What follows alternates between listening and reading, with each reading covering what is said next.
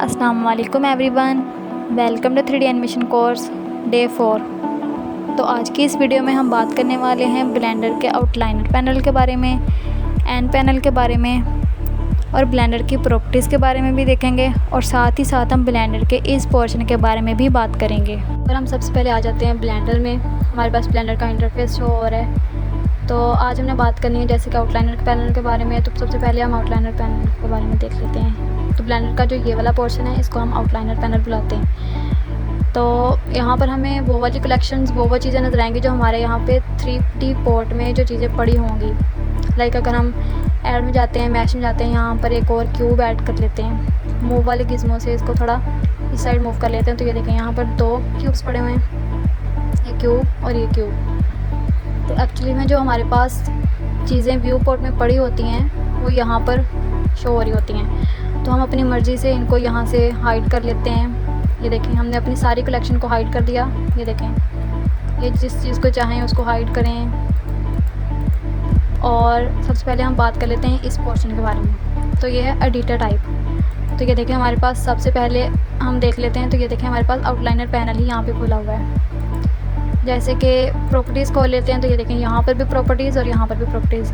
यहाँ पर editor type, यहाँ पर एडिटर टाइप, यहाँ पर भी एडिटर टाइप और यहाँ पर भी एडिटर टाइप। यहाँ पर टाइमलाइन खुला हुआ है। यहाँ पर हमारे पास 3D व्यू पोर्ट खुला हुआ है। ये देखें व्यू प्रॉपर्टीज़ खुली हुई हैं। और जो हमारे पास ये वाला एडिटर टाइप है यहाँ पर भी प्रॉपर्टीज़ हैं। तो लेकिन हम यहाँ पर आउटलाइनर पैनल जो है वो उसको कर लेते हैं। तो ये देखें यहाँ पर और भी बहुत सारी चीज़ें हैं जैसे कि इमेज एडिटर, यूवी एडिटर। तो ये यहाँ पर भी हैं। और हम जैसे जैसे इसको सीखेंगे तो वैसे वैसे मैं आपको इन सब का यूज़ भी बताती जाऊँगी। फ़िलहाल आपके जानने के लिए इतना ही काफ़ी है कि ये इस साइड पे जो है ये आउटलाइनर पैनल है और यहाँ पर वो सब चीज़ें पड़ी होती हैं जो हमारे यहाँ पे 3D पोर्ट के अंदर मौजूद होती हैं। हम इनको अपनी मर्ज़ी से अनहाइड कर लेते हैं। तो अगर मैं आपको इसके फ़िल्टर्स के बारे में और ये सर्च वाला सबसे पहले मैं आपको बताऊँ कि अक्सर में ऐसा होता है कि हम यहाँ पर जो चीज़ बना रहे होते हैं तो यहाँ पर बहुत सारी चीज़ें जो हैं वो आ जाती हैं।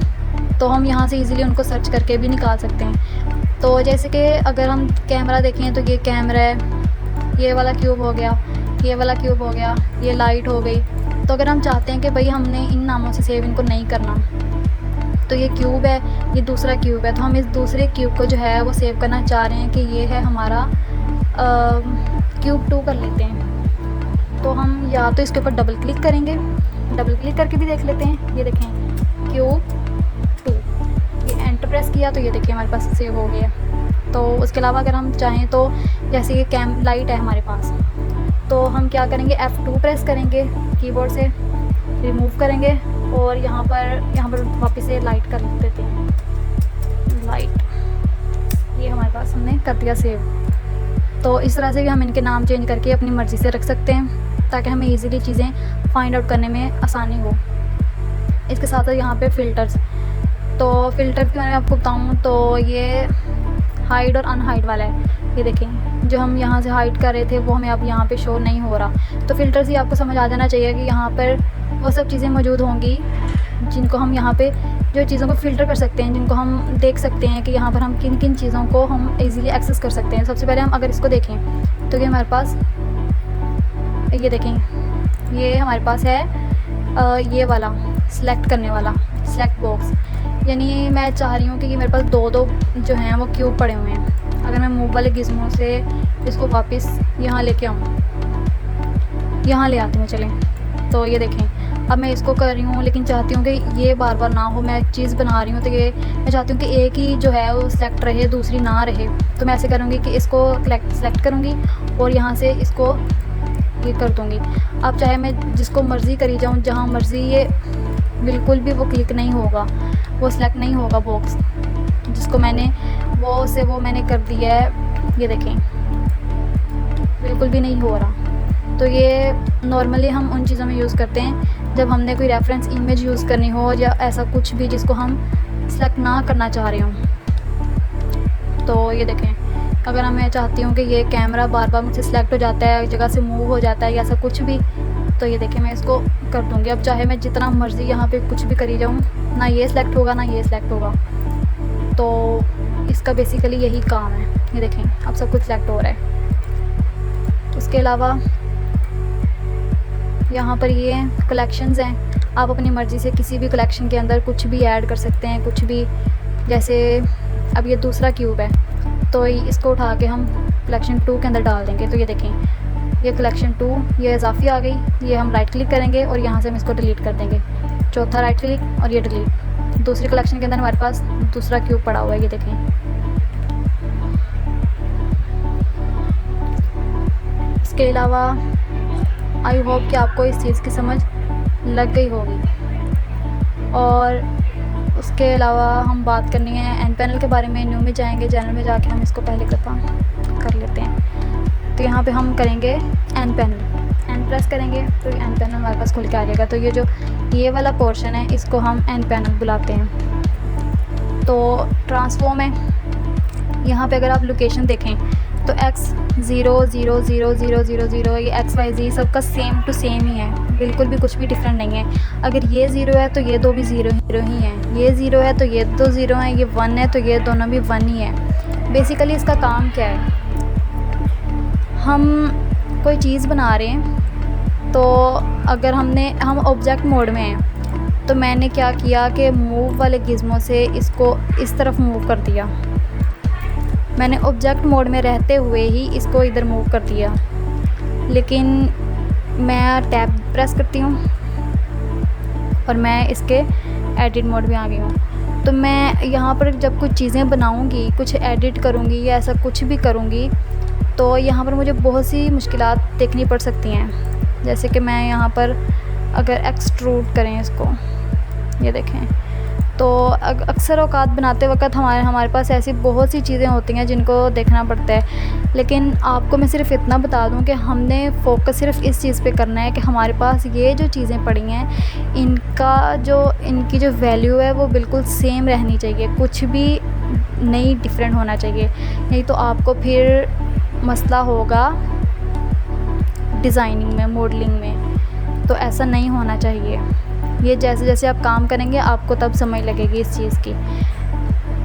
तो इस मसले को हम हल कर लेते हैं। तो हम क्या करते हैं, हम इसका तो एक तो ये भी है कि हम वापस से जो है पहले तो हम ऑब्जेक्ट मोड में जाते हैं। तो एन में गए और ये देख लिया हमने। और अगर आप लोगों को मसला आ रहा है किसी डिज़ाइनिंग में तो आप खुद ब खुद ही समझ जाना। तो आप सिंपली आप एन पैनल प्रेस करोगे, आप सबसे पहले तो ये देखोगे कि क्या आपकी ये वाली जो वैल्यूज़ हैं वो बिल्कुल सेम हैं या नहीं है। तो ये देखिए हमारे पास ये वैल्यू जो है वो सेम नहीं है। तो हम इसको, एक तो इसका ये है हम 0 प्रेस करें और ये इसकी वैल्यूज़ बिल्कुल ठीक हो जाएंगी। और दूसरा इसका ये है कि कंट्रोल A प्रेस किया और ये देखें लोकेशन, रोटेशन, स्केल, ये बिल्कुल तीनों चीज़ें जो हमें यहाँ पर लोकेशन, रोटेशन और स्केल, आप कंट्रोल A प्रेस करें तो ये हमारे पास ये सब चीज़ें आ जाएंगी। आल ट्रांसफॉर्म करेंगे तो ये सब के सब अपनी अपनी वैल्यू अपनी अपनी पोजीशन पे आ जाएंगी। तो सजेस्ट क्या, मैं आपको यही कहूँगी कि आपकी वैल्यूज़ सेम ही रहनी चाहिए, बिल्कुल भी चेंज नहीं होनी चाहिए। तो आप इस चीज़ का ख्याल करना। उसके बाद ये टूल, व्यू और ये सब चीज़ें, इनका मैं आपको आगे चल के बताऊँगी। ये स्क्रीन कास्ट कीज़, तो ये मैंने आपको पहली वीडियो में बताया था। अगर नहीं बताया तो फिर मुझे आप बताना, मैं आपको बता दूँगी कि बेसिकली ये देखें इसका काम बेसिकली यही है।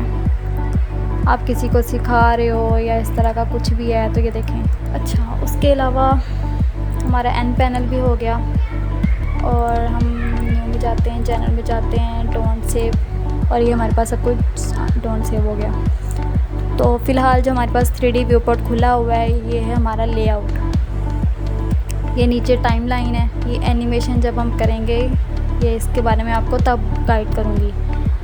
ये हमारी प्रॉपर्टीज़ हैं, ये देखें यहाँ पर जैसे कि ये सिलेक्ट किया हुआ है तो ये देखें ये जो ट्रांसफॉर्म हमारे एन पैनल में थी और ये देखें बिल्कुल वही सेम टू सेम। इन प्रॉपर्टीज़ के बारे में हम आहिस्ता आहिस्ता मैं आपको इन सब चीज़ों के बारे में बताऊंगी। लेकिन अब हमारा सेकंड है इसके बारे में समझना, मॉडलिंग। हम जैसे जैसे आगे चलते जाएंगे कोर्स में मैं आपको मॉडलिंग के बारे में और मॉडलिंग के अलावा स्कल्पटिंग के बारे में, यूवी एडिटिंग के बारे में, ये टेक्सचर, पेंट, शेडिंग और इसके साथ साथ ये शेडिंग के बारे में। ये देखें यहाँ से हम ईच एंड एवरीथिंग, ये देखें इसकी अगर मैं आपको बताऊँ तो ये देखें ये हमारे पास आउटलाइनर है, ये हमारे पास प्रॉपर्टीज़ हैं, ये हमारे पास जो शेडर एडिटर में हमारे पास शेडर एडिटर ये खुला हुआ है हमारा, ये शेडर एडिटर है शेडर टाइप में। और ये जो है हम एडिटर टाइप में, ये हमारे पास 3D व्यू पोर्ट है, ये हमारा ब्राउज़र फाइल ब्राउज़र है, ये हमारे पास यूवी एडिटिंग का है। तो इस तरह से हम अपने जो वर्क स्पेस है इसको किसी भी तरह अपनी मर्ज़ी से कर सकते हैं। इसके बाद मैं आपको एनिमेशन भी सिखाऊंगी, रेंडर करना भी सिखाऊंगी, कंपोजिंग, ईच एंड एवरीथिंग, हम हर चीज़ के बारे में यहाँ पर सीखेंगे। तो आज के लिए इतना ही, साथ रहिए। Make sure to subscribe, like the video and hit the bell icon.